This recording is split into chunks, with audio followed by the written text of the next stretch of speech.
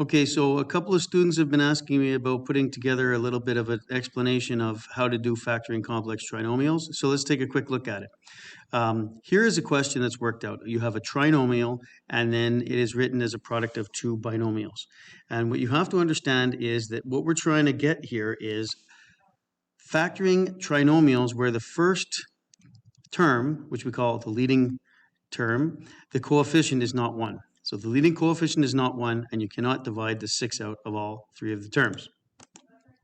So by extending the patterns of FOIL, we're going to be able to double check to see the end parts of each bracket. The product of the first gives the first term. The product of the two last ones gives the last term, including the negatives, right? -4 times -1. But the inside multiplications, okay, and the outside multiplication, which I refer to as the OI of FOIL, that's where the middle term is missing. The 11x is hidden from that -8x and the -3x. Now, the reason we need to understand this is that we have to try and work this through in a backwards way to determine what those middle multiplications are going to turn out to be. So let's take a look, and as I said, that's our middle term. So taking this example, 5x squared plus 22x plus 8. Using the patterns, okay, we're going to factor by looking at the individual parts.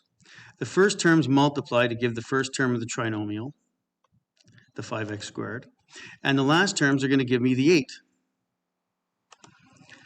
But the products of the inner and outer terms are going to have to combine somehow. In this case, they're going to add together to give me that 22x for the middle term. So we're trying to figure out a way of testing out all the possibilities so that we can get these values pretty easily. So let me just move this down here. The finding the values of the binomials requires fiddling with the factors of the first and last terms of the trinomial. So here's how we do it. We take this 5x squared plus 22x plus 8, and we're going to consider all of the factors of 5 and all of the factors of 8, which could possibly be formed into the brackets that we see down at the bottom here, okay? And to organize the list, we're going to write the factors on both sides, except we don't have to write one of those groups backwards. This 5 and 1 and the 1 and 5, it's redundant, seeing as we have 2 and 4 and 4 and 2, and 8 and 1 and 1 and 8. So we can get rid of one of those pairs. And now we're going to look at the cross products, and you'll understand when we put this together, we're looking for 1 times 8 and 5 times 1, or products of the first side and products of the second side that somehow have a hidden 22. So let's take a look at the pairs, and we're going to add them together to find out which gives us a middle term of that 22. So we're going to first check 5 times 1 and 1 times 8. They don't add to give 22, so that's not the pair we're looking for. We're going to check 5 times 2 and 1 times 4. We add them together. They don't give me 22 either, so let's move on.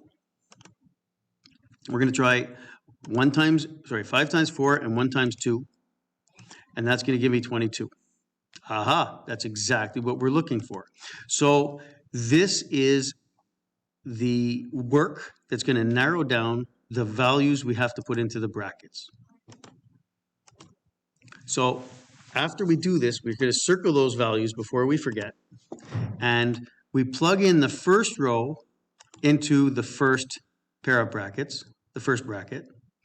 And we put the second row into the second bracket. And now we just have to clean it up and write what the letters are going to be. So in this case, we put the X's on the front of the front term, and we need to figure out the signs. Now here's where a little bit of investigation is going to help you a lot, because the final term in this trinomial is a plus.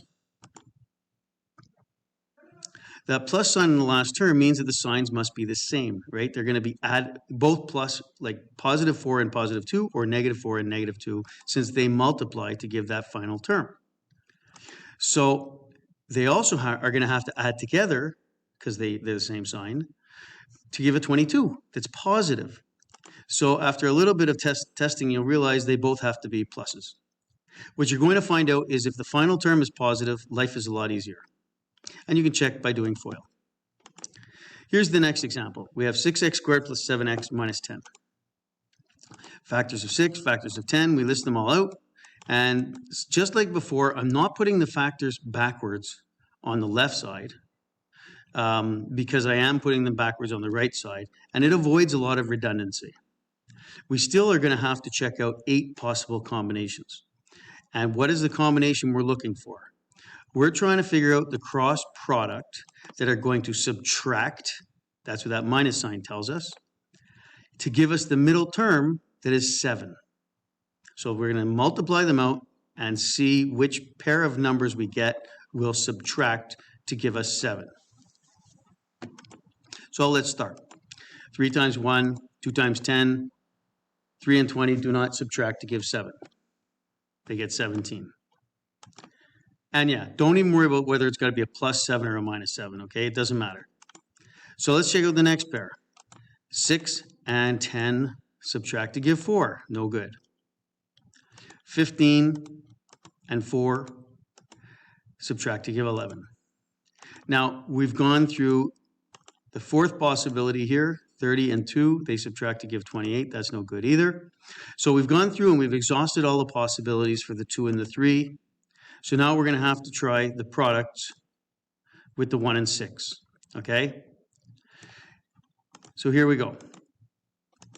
I'm going to make that 2 and 3 kind of like fade away for now, and we're going to look at just the 1 and the 6 and their combinations. 6 times 1 is 6, 1 times 10 is 10. They subtract to give 4, won't work. 6 times 2 is 12, 1 times 5 is 5, and what do you know? They subtract to give 7. That's what we need. So we have found the pairs that we need that will give us a middle term of 7. And until you've worked a few examples through, you'll appreciate why this process is helping. So right away, circle the pairs that work, and we're going to build our 2 binomial brackets.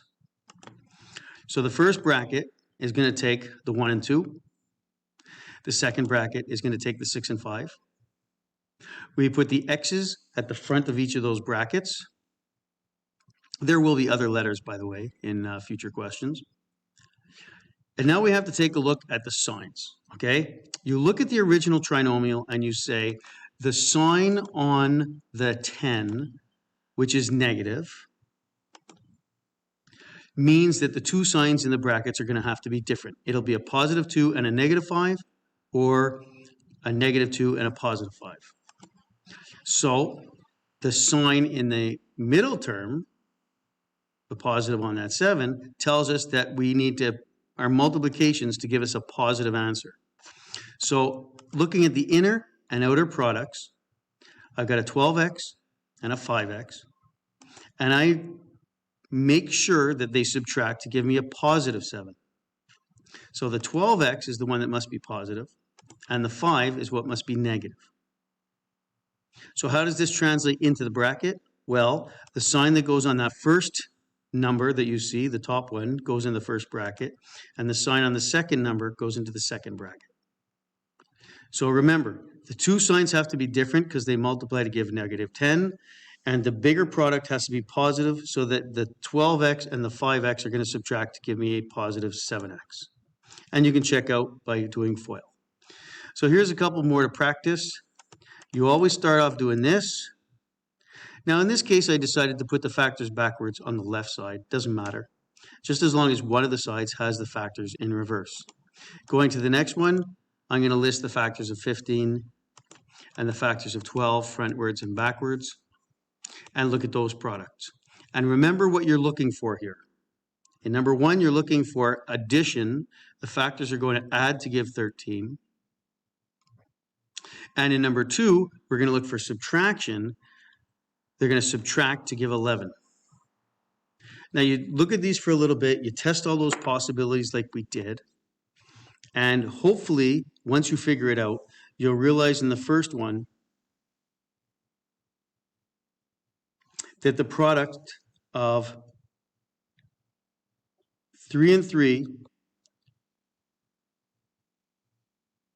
gives a 9, and 1 and 4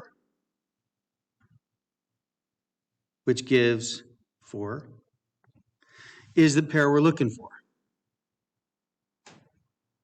In the second one, those ones add up to give 13, by the way. In the second one, you're going to look for the product, and after a little bit of testing and checking, you're going to find out that we need to take the product that gives us this 9 and the 20, because they subtract to give us the 11 that we need in the middle. Okay, hopefully that's going to make sense to you. So let's take a look at the answers. Actually, let me just set it up a little bit here. As I said, now that I've got the numbers, my first bracket is going to be the 1 and 3 from the first row. My second bracket is going to be the 3 and the 4 from the second row. And you put the X's. It's going to be easier because the signs are the same. And so because they're the same and they have to give me a negative on that 13, they're both going to be minuses. And then the second one, I'm putting my brackets together. My first row, 3 and 4, is going to go into that first bracket. And my second row, 5 and 3, is going to go into that second bracket with the X's. And like I said, a little bit trickier because of the minus sign, which says that the signs are not going to be the same. And here's where you have to look at the inner and outer products to try and figure out which one gets the plus and which one gets the minus. So 4 times 5 is 20, and 3 times 3 is 9. And 20 and 9, which one's going to get the plus and which one's going to get the minus? Well, the 20 has to become the minus because it's the bigger one. So the minus sign is going to go on this first bracket, and the plus sign is going to go on this second bracket. Sorry for the messed up writing on that bit. I don't know what happened with my pencil. Good luck with this, guys, and I'm really hoping that this is all going to make sense to you at the end of it all.